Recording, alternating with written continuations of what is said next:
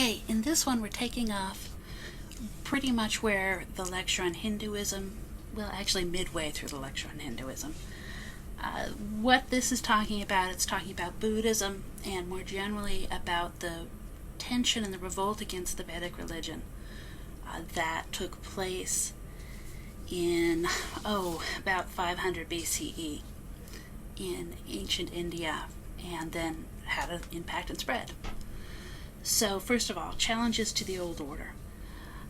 Part of what happens here is that there's new support, new challenges against Brahmin authority from the other classes of society. And a lot of this is a product of sort of the growing society at this point in time in India, growing cities. That means that merchants, that kings, that tradesmen, all these other groups have more authority, have more power, have more resources than they did before. Remember, Brahmin, that's the caste of scholars. Those are the people who know the Vedas, which are not written down at this point in time.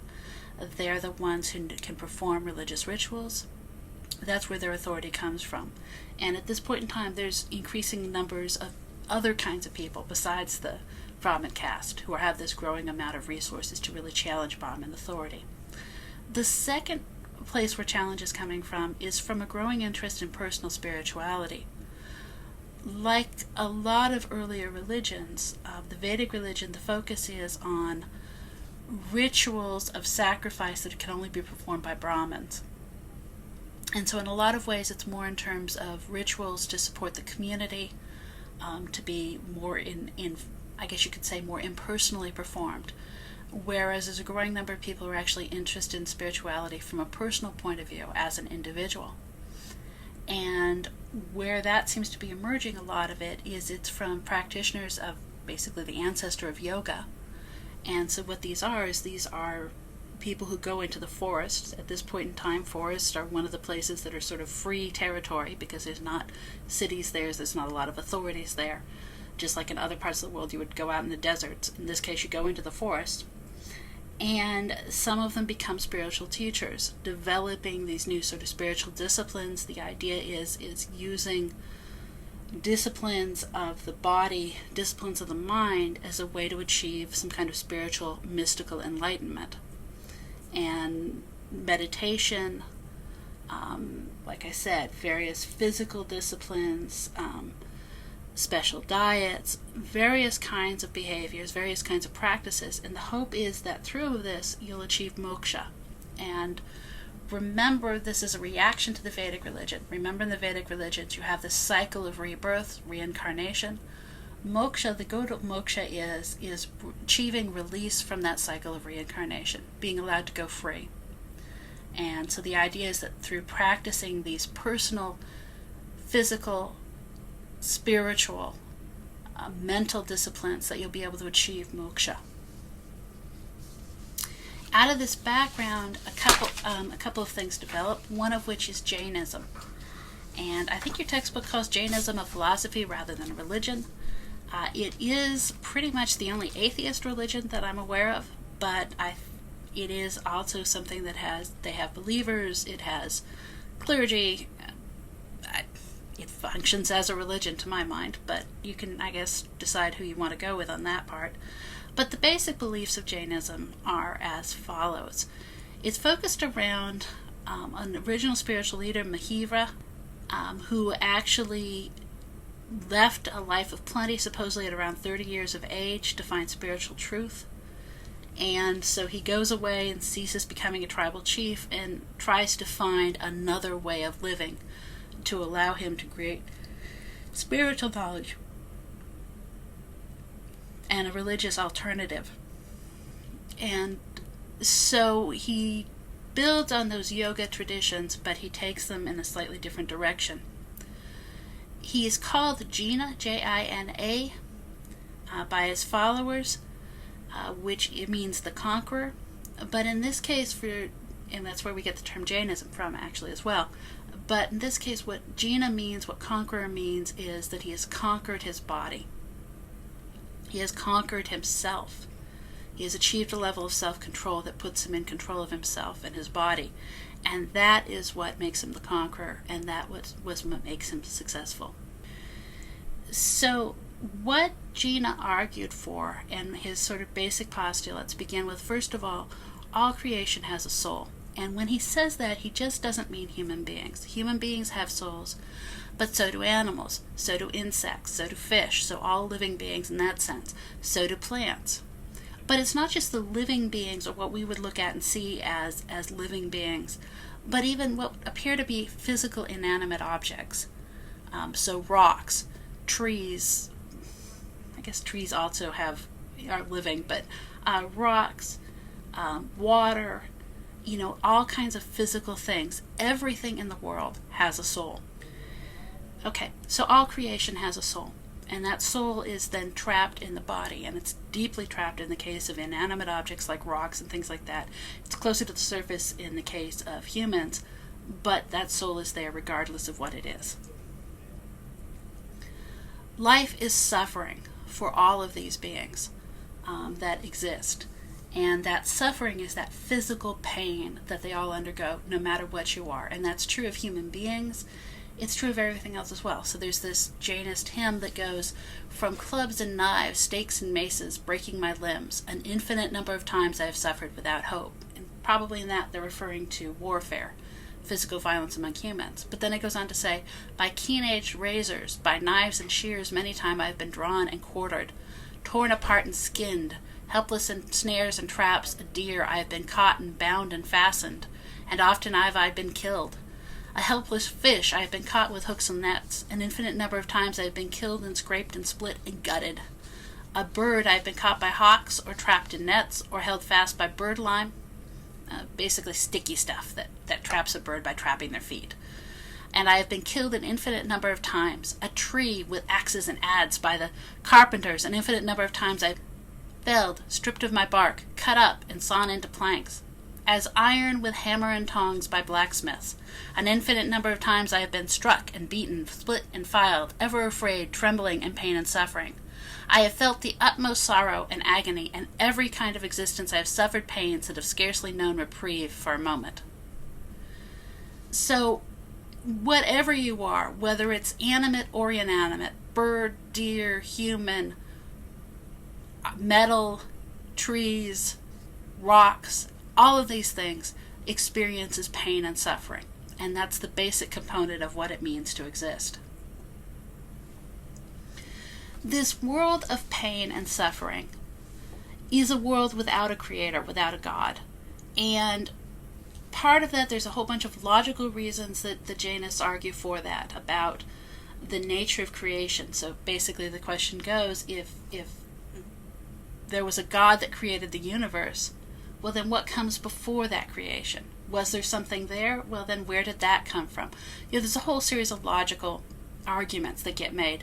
But more than that, there's a sense in Jainism that if this is a world of suffering, and if that suffering is so pervasive, filling everything that exists, then what kind of a God would create a world like this?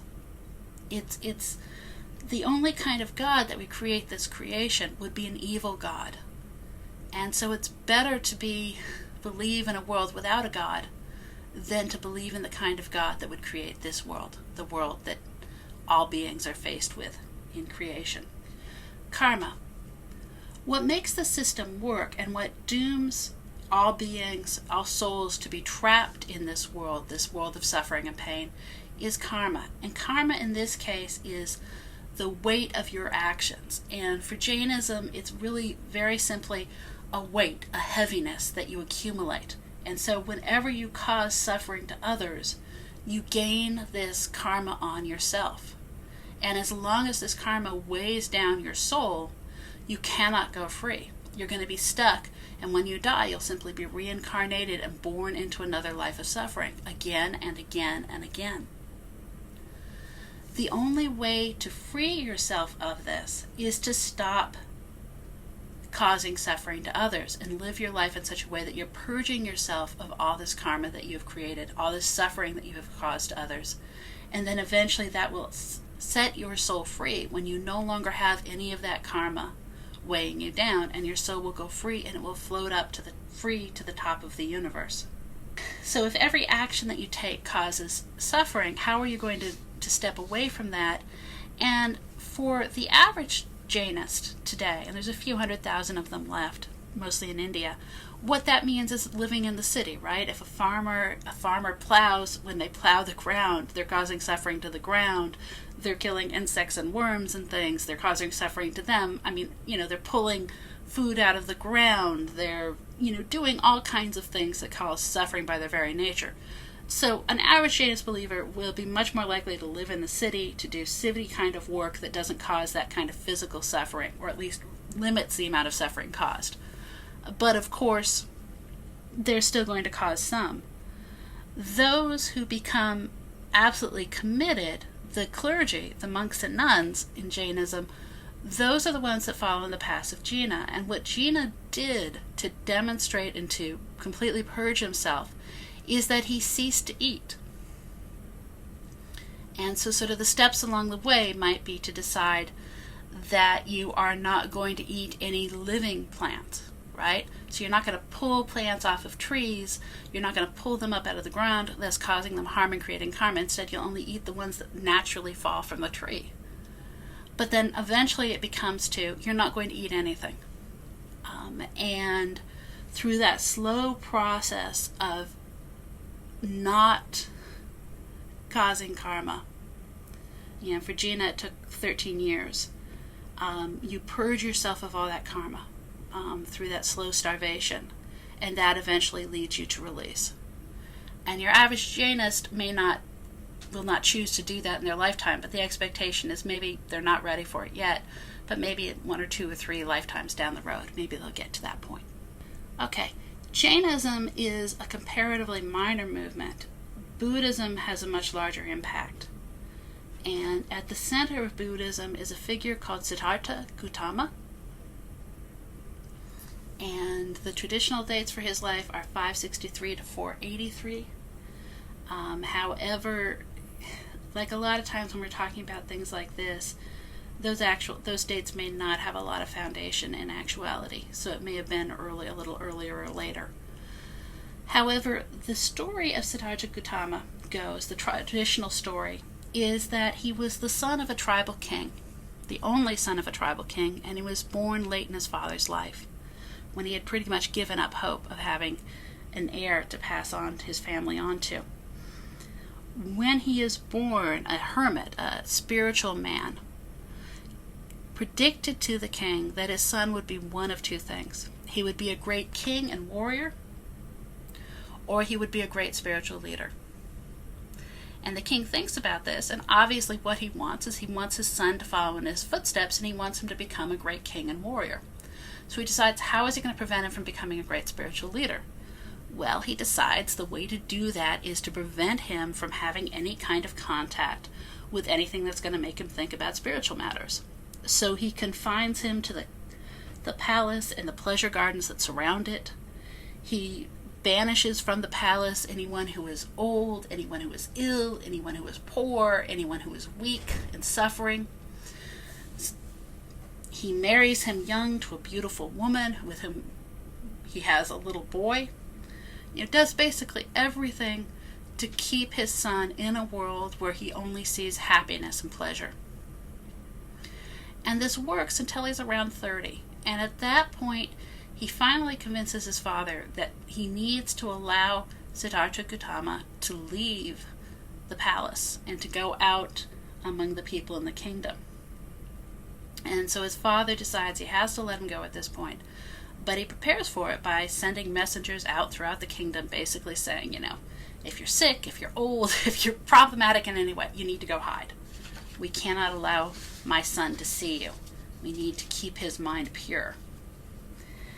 And that's his great intentions, but of course it doesn't work. So first of all, he's walking around and he sees in the distance 2 old men, and he pursues them and tries to catch up to them. And he's very confused because he's never seen anything like this. And so he asks, his squire, his servant who's with him, what's going on? Why do they look so funny? Why are they so wrinkled up? And, that funny colored white hair, and, they're walking in that strange way. What is wrong with these people? And his squire tells him, well, they're old. That's what it's like when you get old. And then, of course, he sees sick people, and same kind of thing. This is, what is wrong with those people? Why are they shaking like that? And that's what it means to be sick. And then finally, of course, he sees a funeral. And thus in this way he learns about old age, he learns about sickness, he learns about death. And once he learns about those things, he realizes that his life up until now has been only superficial. And at that point he sees an ascetic, a hermit, a spiritual man, like the yoga leaders we were talking about before, a spiritual teacher. And he realizes that that is what he wants to be like. That's who he wants to be. And so he leaves the palace behind, leaving behind his father, his wife, and his newborn son, to pursue spiritual knowledge and spiritual truth. So when he leaves the palace, he leaves behind the first part of his life, which was a part of his life which was built completely around indulgence, satisfying the needs and wants of the body. And he tries to find an alternative. So he seeks out these spiritual teachers and learns from them, and he investigates and tries the various paths they try to teach him, which often focused on physical deprivation. So think of Gina starving himself to death, that are focused on the idea that the best way to set your mind and soul free, to allow them to grow and learn, is by punishing the body.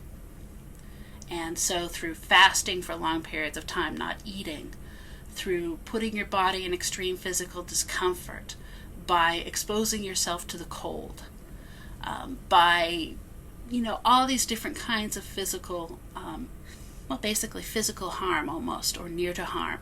And the idea is that by punishing the body, the mind will be set free. None of this works for him. And he ends up sitting under and meditating under a baobab tree for a number of years. And at the end of his time of meditation, he has had a revelation. And what he describes it as is the middle path. And his wisdom basically says that if you live a life that's focused on gratification of your appetites, focused on pleasures and seeking pleasures, that is a life focused on your body, not your soul. But he says if you spend your life focused on physical deprivation, on punishing your body, you're still focusing on your body, and your body will interrupt your mind and prevent you from going beyond it. So he says instead what you need to do is you need to live a life of the middle path. You take care enough of your body to keep it out of the way, right? You keep it well enough fed, you keep it well enough clothed, you get the amount of sleep you have to have. You do the things to sort of keep it out of your way. You're not indulging it, but you're not depriving it to the point where it interferes with you either. You're living a life of moderation, the middle path in between. You also want to be aiming to live a life of altruism, that where you're respecting and looking after the welfare of others just like yourself. So that middle path is your goal. That middle path is founded on what he calls the Four Noble Truths. And these are the central ideas of Buddhism. Truth number 1, life is suffering. And this is going to sound like Jainism because it's that same sort of concept. To be alive, to be a being, is to suffer. And that's at the core of existence. But the noble truth, too, is that suffering comes from desire. And this is where you see a real extreme switch from Jainism. Jainism said that you're in constant suffering, but that suffering is physical pain, physical experience, physical abuse, physical experiences. But Buddha says that suffering actually comes from desire. You suffer because you want things.